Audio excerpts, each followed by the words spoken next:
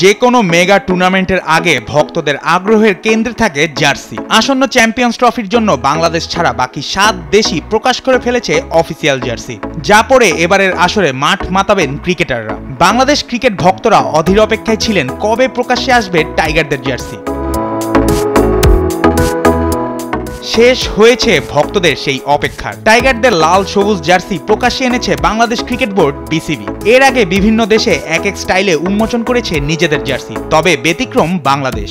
Jersey ঘিরে কোনো আয়োজন ছিল না বিসিবির। রোববার অফিসিয়াল ফেসবুক পেজে টাইগারদের চ্যাম্পিয়ন্স ট্রফির জার্সি নিয়ে একটি ভিডিও প্রকাশ করেছে বিসিবি। বরাবরের মতোই এবারের জার্সিতেও আছে লাল সবুজের কম্বিনেশন। অনেকের ধারণা ছিল জুলাই বিপ্লবের থিমে করা হতে পারে বাংলাদেশ দলের এবারের জার্সি, তবে তেমন কোনো থিম ব্যবহার করা হয়নি।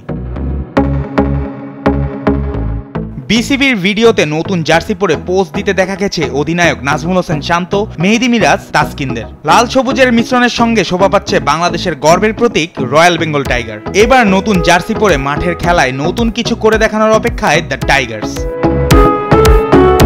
Zubair Noor, sports desk, Desh TV.